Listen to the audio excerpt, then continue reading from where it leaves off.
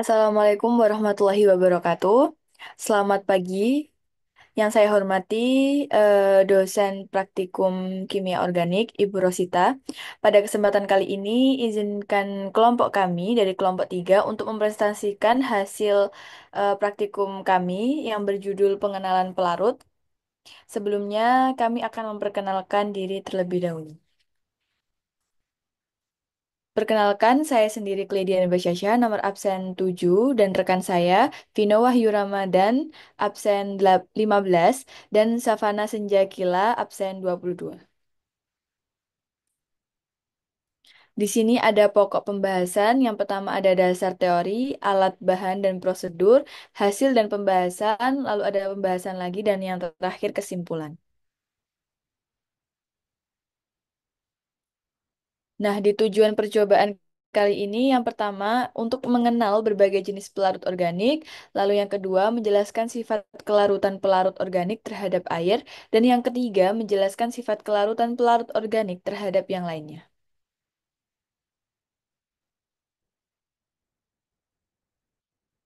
Selanjutnya, dasar teori akan dijelaskan oleh rekan saya. Baik, selanjutnya dasar teori. Senyawa organik merupakan senyawa yang memiliki atom karbon sebagai salah satu unsur yang menyusun senyawa kecuali karbida, karbonat, dan oksida karbon. Larutan merupakan campuran homogen dari zat atau lebih. Kelarutan dari zat terlarut yaitu jumlah maksimum zat yang akan larut dalam sejumlah zat tertentu. Nah, kelarutan adalah kemampuan zat untuk larut membentuk larutan homogen. Kemudian dipengaruhi oleh gaya kohesi atau sesama partikel dan adhesi ya, atau antar partikel berbeda. Nah, ini menggunakan prinsip like dissolve like, polar larut dalam polar, dan non polar, dan larutan non polar itu akan larut juga dalam larutan non polar. Nah, kelarutan ini biasanya dipengaruhi oleh adanya kepolaran dari suatu larutan, di mana terdapat momen dipol-dipol. Nah, pelarutan pelarut organik ini merupakan salah satu zat organik yang dapat melarutkan zat larut tertentu. Selain itu, pelarut organik ini juga memiliki titik didih yang rendah sehingga mudah menguap. Nah, beberapa faktor yang mempengaruhi kelarutan ini ada kepolaran, suhu, ukuran zat larut, volume pelarut, dan pengadukan. Next.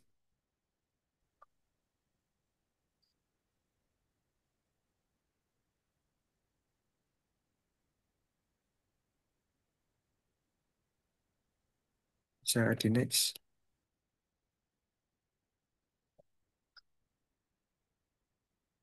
Nah, ini adalah alat dan bahan kami yang kami gunakan saat praktikum. Ada gelas ukur, tabung reaksi, rak tabung, pipet tetes, aquades, benzena, toluen, dan N-hexen, dan metanol, dan etanol. Next.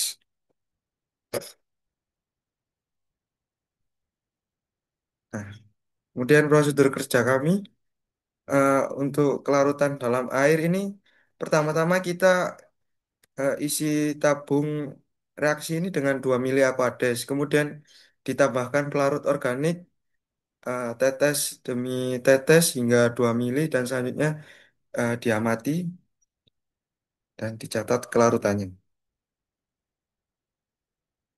Nah, ini prosedur kerja kami eh, pada percobaan kelarutan antara pelarut. Nah, eh, yang pertama itu kami mengisi tabung eh, salah satu pelarut eh, sebanyak 2 mili. Selanjutnya ditambahkan pelarut lain tetes demi tetes hingga 2 mili. Kemudian diulangi dengan kombinasi pelarut yang lainnya. Next.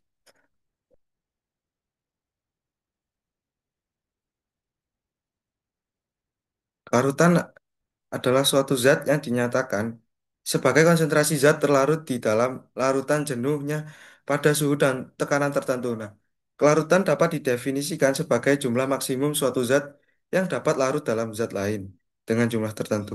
Pelarut atau solv solvasi adalah proses pencampuran zat terlarut dengan zat pelarut. Larutan adalah campuran homogen dari dua zat atau lebih. Kelarutan sebagian besar disebabkan oleh polaritas dari pelarut, yaitu momen dipol dari pelarut tersebut. Secara umum, ini dikatakan larutan apabila eh, zat dalam pelarut ini berada di dalam fase yang sama. Tetapi ketika kedua pelarut ini dicampur, kemudian membuat dua lapisan, ini disebut campuran dua fase atau disebut campuran heterogen. Nah, dari percobaan yang kami lakukan ini, kami menggunakan cukup banyak pelarut. Contohnya seperti di bahan yang kami gunakan tadi. Kemudian benzen C6H6 ini merupakan salah satu senyawa hidrokarbon aromatik yang mudah larut dan menguap. Benzen juga bersifat nonpolar yang mana tidak larut dalam air. Benzen dapat terbentuk dalam proses pembakaran bahan bakar fosil yang tidak sempurna seperti di produk minyak bumi, batu bara, dan kayu. Kemudian bahan yang kami gunakan toluena. Nah, toluena ini merupakan salah satu senyawa hidrokarbon aromatik yaitu zat yang tidak berwarna. Cairannya ini mudah terbakar dan memiliki aroma khas, tidak menyebabkan benda lain hancur atau korosif. Nah, uapnya ini mudah meledak, tidak larut dalam air tetapi larut dalam keton, alkohol, ester, dan senyawa hidrokarbon aromatik lainnya. Kemudian metanol yang dikenal sebagai metil alkohol ini dengan rumus kimianya CH3OH. Metanol mempunyai berat molekul sebesar 32,043 gram mol dan berwujud cair pada suhu lingkungan dan tekanan atmosfer. Titik didih metanol ini sebesar 64,7 derajat Celcius dan mempunyai titik lebur sebesar minus 98,68 derajat Celcius. Metanol mempunyai sifat mudah menguap, tidak berwarna, mudah terbakar, dan beracun dengan bau yang khas. Aseton, kemudian aseton, nah, sifat kepolaran yang dimiliki oleh aseton ini menyebabkan aseton ini dapat digunakan sebagai pelarut senyawa polar dan nonpolar. Nah, aseton atau propanon ini merupakan senyawa pertama dan paling sederhana yang termasuk dalam golongan keton. Nah, kemudian metil sikloheksana. Metil sikloheksana adalah sikloalkana dengan rumus molekul C6H12. Sikloheksana digunakan sebagai pelarut nonpolar. Sikloheksana, metil sikloheksana ini dengan rumus molekul C6H12 ini berfase cair pada suhu ruangan dan tekanan atmosfer. Kemudian karbon tetraklorida merupakan salah satu pelarut organik yang bersifat nonpolar. Sifat nonpolar ini menyebabkan CCl4 atau karbon tetraklorida tidak dapat bercampur atau larut dalam air atau yang atau bisa disebut bersifat polar.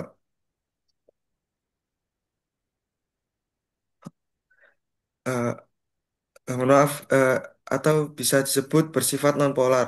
Nah, air ini mampu membentuk ikatan hidrogen, sementara CCl4 ini tidak dapat memiliki kemampuan tersebut karena tidak memiliki atom hidrogen yang dapat membentuk ikatan hidrogen. Selanjutnya, etanol.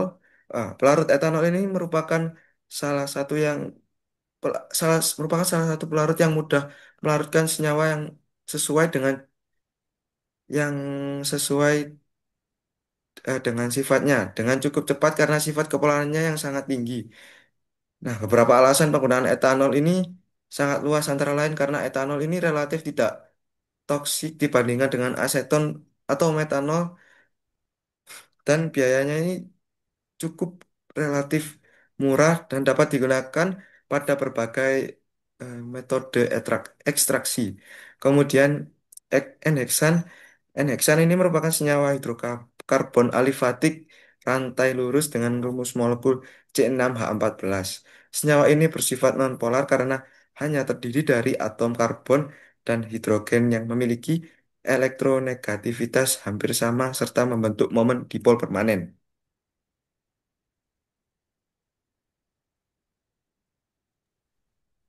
Baik, selanjutnya yaitu ada tabel kepelaran yang mana ini kita buat untuk dapat memudahkan kami untuk membahas di pembahasan yang selanjutnya, di mana dapat dilihat bahwa masing-masing dari senyawa organik ini memiliki kepelaran yang berbeda-beda, di mana seperti benzen, toluen, metil siklopentana, karbon klorida, dan juga N-heksan itu memiliki kepelaran yang nonpolar.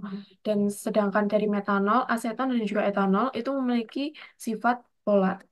Untuk selanjutnya yaitu hasil dari percobaan yang kami lakukan, yaitu ini antara larutan dengan air, di mana larutan ini kita larutkan dengan Aquadis dan melihat apakah dari larutan ini dapat bercampur dengan Aquadis ataupun tidak. Dari datanya itu dapat dilihat bahwa seperti benzena, toluen, metil cyclo itu tidak dapat bercampur karena adanya perbedaan polaran. Untuk selanjutnya yaitu pembahasan mengenai masing-masing dari komponen dan juga dengan Aquades. Yang pertama yaitu benzena dan juga Aquades, di mana benzena yang merupakan larutan yang bersifat nonpolar ini tidak dapat larut dalam air karena air itu umumnya bersifat polar.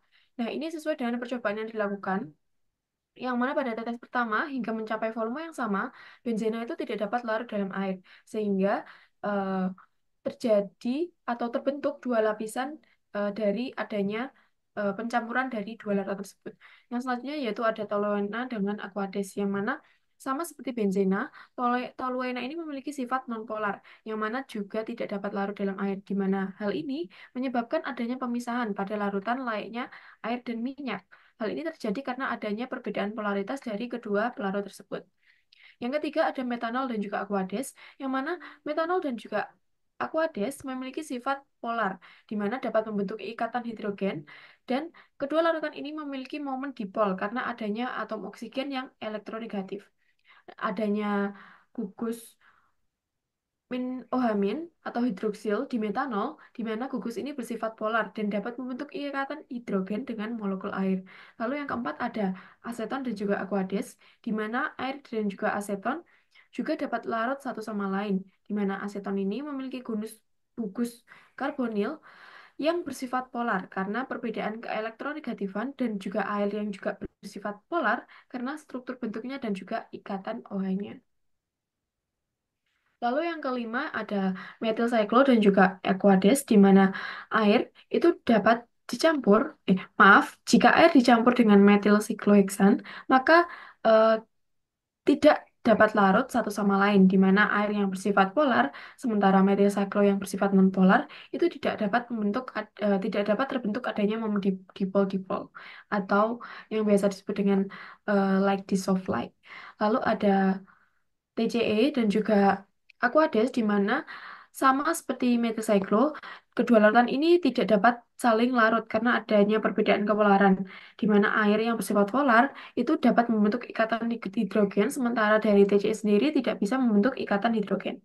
Lalu selanjutnya ada Aquades dan juga etanol, di mana etanol ini memiliki gugus fungsi eh, dua atom karbon, yang mana unsur ini dapat larut di hampir semua jenis larutan. Dan unsur ini umumnya hampir dimiliki oleh air sendiri, dan terbukti dari percobaan etanol dan aqueous ini saling larut antara satu dengan yang lainnya. Lalu yang terakhir yaitu ada N-heksan dan juga aqueous, yang mana pada percobaan yang kami lakukan, N-heksan ini dengan aqueous itu larut sempurna dengan air. Namun, ini tidak sesuai dengan adanya teori yang mana kedua zat tersebut itu tidak dapat larut jika dicampurkan, karena endeksan sendiri itu bersifat nonpolar, sedangkan dari air itu dia tidak bersifat nonpolar. Nah, karena endeksan bersifat nonpolar itu karena dia terdiri dari atom karbon dan juga hidrogen, yang mana memiliki keelektronegatifan yang hampir sama, serta dia dapat membentuk momen dipol secara permanen.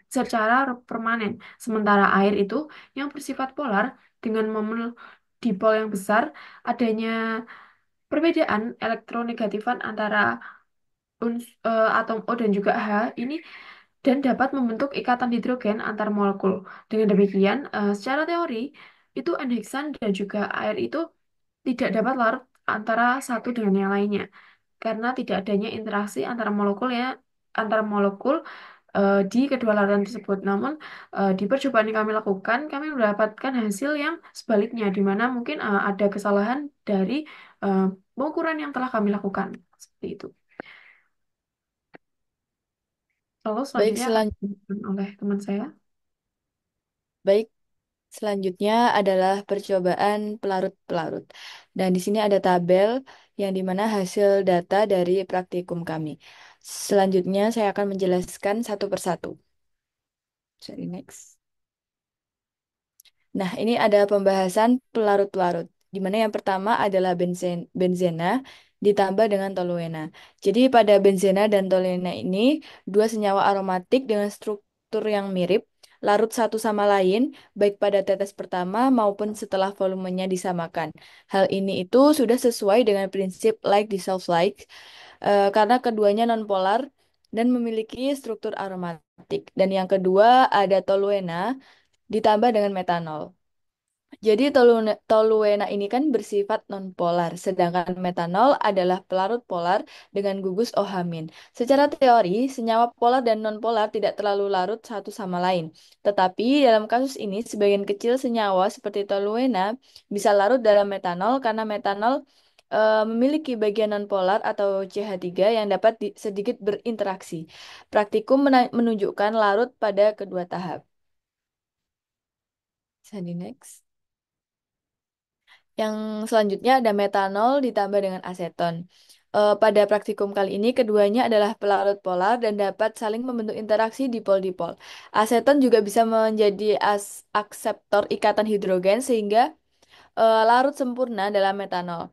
Jadi saat praktikum menunjukkan dua larutan ini saling larut. Dan selanjutnya ada aseton ditambah dengan metil siklo.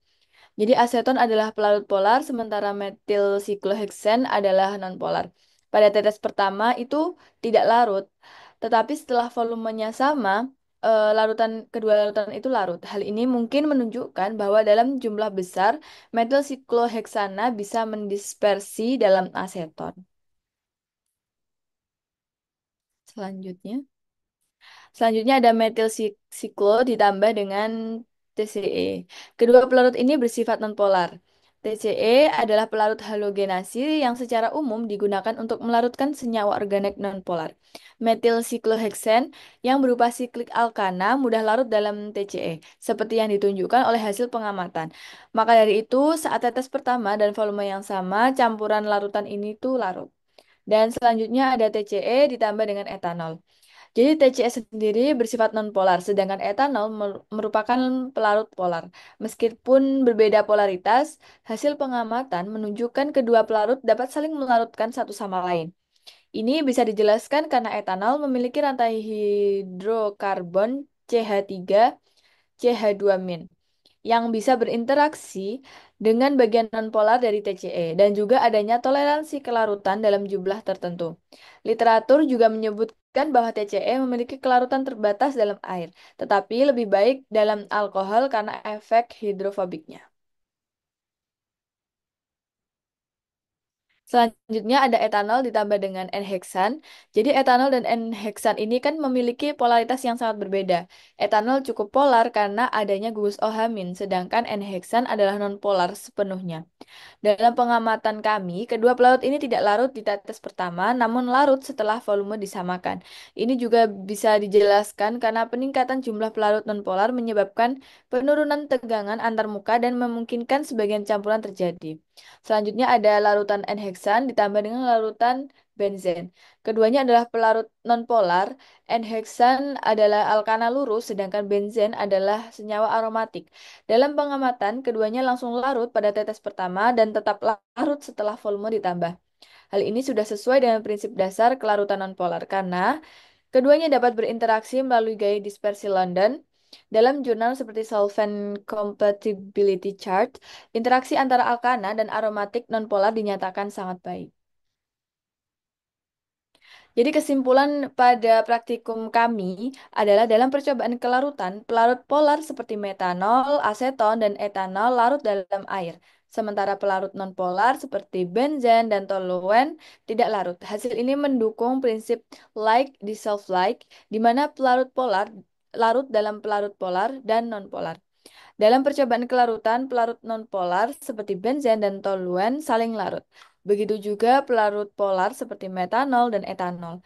Beberapa pelarut polar dan nonpolar juga larut berkat sifat fleksibel pelarut seperti metanol dan etanol, aseton. Hasil percobaan umumnya sesuai dengan teori polaritas dan kelarutan kecuali untuk pelarut amfipatik atau semipolar. Sekian presentasi kami dari kelompok 3. Kurang lebihnya kami memohon maaf. Wassalamualaikum warahmatullahi wabarakatuh.